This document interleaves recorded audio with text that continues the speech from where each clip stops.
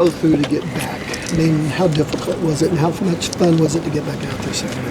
Oh yeah, it was definitely some challenges. Probably for the first time in my college career, I was a little nervous to get out there because it's the last one with the guys.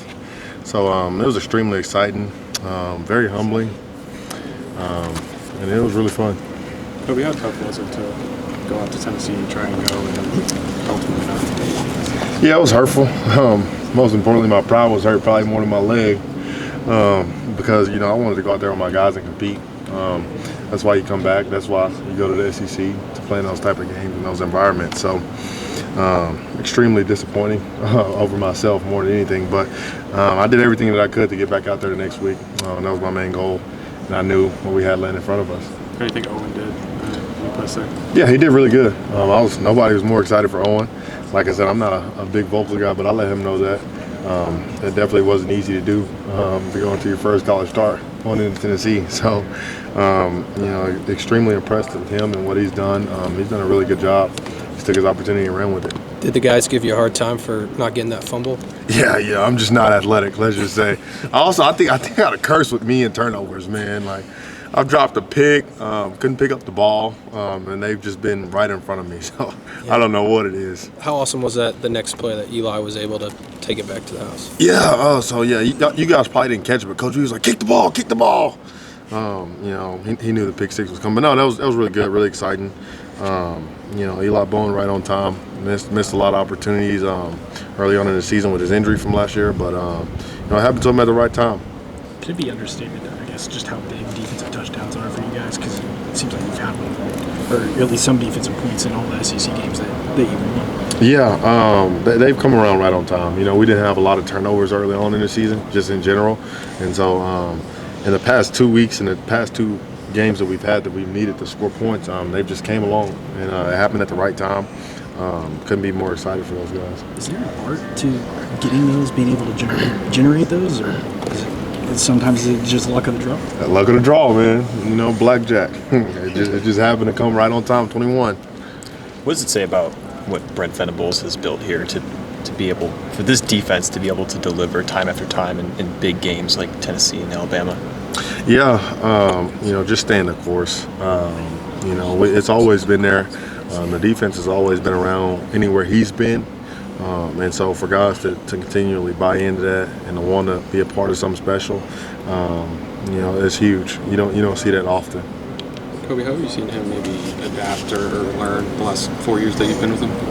I would just say trusting in other people. I think when you're a DC, like you're living on edge constantly, and everything's fourth and one mentality. And so he's done a good job of going out and getting guys who will adapt to him and believe in what he's preaching and emphasizing. So, I think early on in his career, he had to learn that the hard way, not necessarily making bad hires or anything like that, but just, understanding that guys around you need to be just as invested as you are, not in any way, shape, or form. But,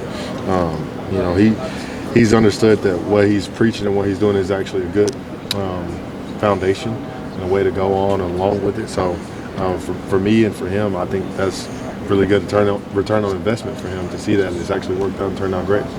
Kobie, how much do you look forward to a matchup like this where Missouri, they're one of the best rushing offenses in the country, they have a really good running back. How much do you look forward to this matchup? Yeah, it's going to be really exciting. They're a really good team. I don't know the kid's first name. I know his last name is Hardy.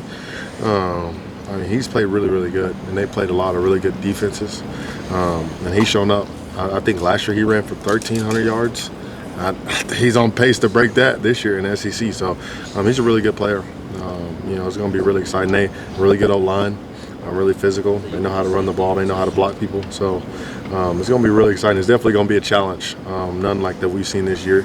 So it's going to be really exciting. And how exciting is it to play meaningful football here at home these last two games? I know you guys know what's on the line with these two. Yeah, this is what you come here for. Missouri's a really good team. They've been in literally every game that they played other than A&M. And so, it's going to be really exciting, really fun. I think the atmosphere here in Norman is nothing like it. I think we need to get a fourth quarter tradition going. That's what being on the road has taught me. Every place in the fourth quarter is just rocking. So, Norman, Oklahoma is like none other. I know this place is going to be booming this weekend and next Saturday, so we look forward to it. Any suggestions on the fourth quarter? Something. I don't know. We need to get something though. That's what I know. Is it almost one of those deals that you guys are so close to finishing this out and getting a spot in the playoff that nothing really almost needs to be said? Everybody kind of knows what's out there. Yeah, everybody knows the goals that are in front of us and the chances and opportunities that we have. Doesn't mean that it's an easy path whatsoever.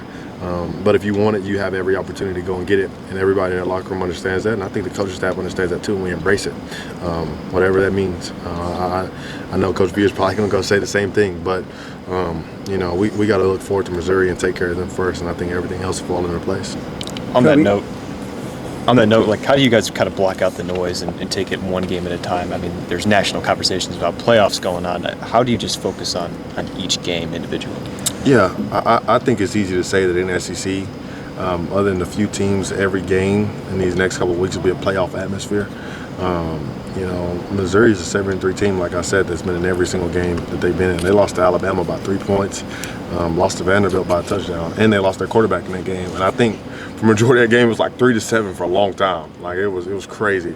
So you know, it's gonna be a really, really good atmosphere. They're gonna come play hard like they have been. So we just gotta take care of business.